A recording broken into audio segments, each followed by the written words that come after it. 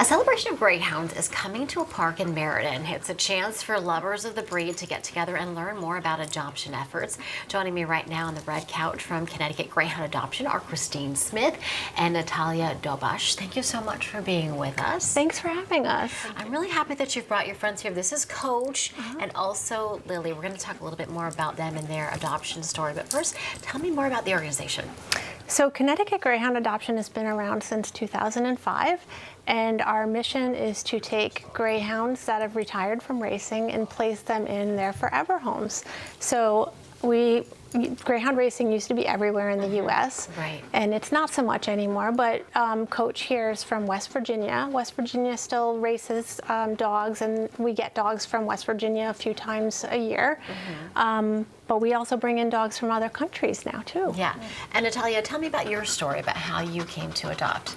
We adopted our greyhound Amanda a few years ago when my youngest child was 7 years old. So many different families can adopt these dogs.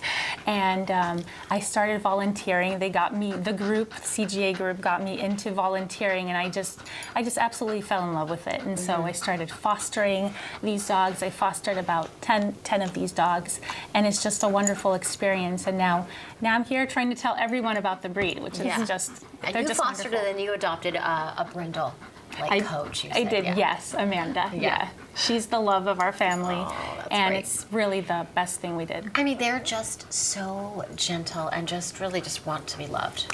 Yeah, Right, Christine? absolutely. And the funny thing is, people stop me all the time when I'm walking these dogs, and everyone thinks that greyhounds need a big yard to run in because they're racers, right?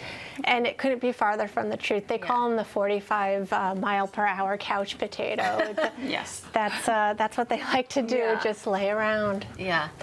Now, what if you have concerns, like maybe do they have other health problems and things like that, as far as since they've been raced and their body has really kind of taken a beating? Occasionally things like that happen, but my experience so far has been very, very positive. Yeah.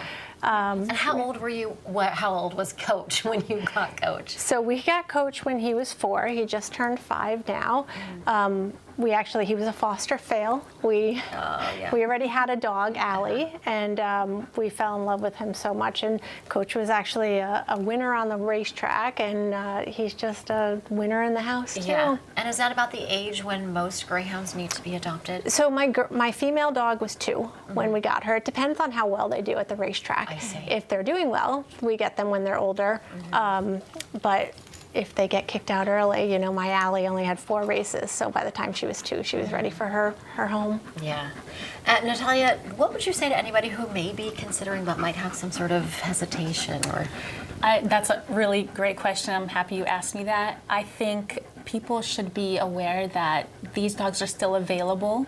A lot of people who just talk to me on the streets, they don't even know that greyhounds are still available to adopt, and they really are.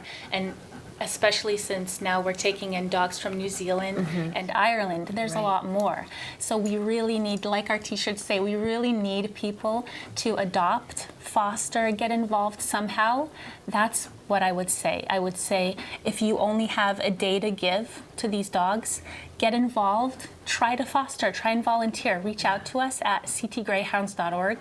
It's a great place to get a lot of info about the group. And we were just chatting so much about the dogs and the organization. Want to make sure we get out to all of our viewers when the event is happening. It's happening September 29th. You see the information right there on the screen. And that's where, if you're watching, if you have more questions, if you just love dogs, come on over, right? Exactly. At Hubbard Park in Meriden, it's the Great Global Greyhound Walk, and it happens there's different events all around the world that day. But basically, it's just a very low-key hike. You don't have to have a greyhound. You could bring whatever dog you want and come talk to us and come see what's so wonderful about these dogs. Very family friendly. Absolutely, absolutely. Ladies, thanks so much for being with us. They are such sweet animals. Thank you. Thank you. We'll have the information on our website. Thank you.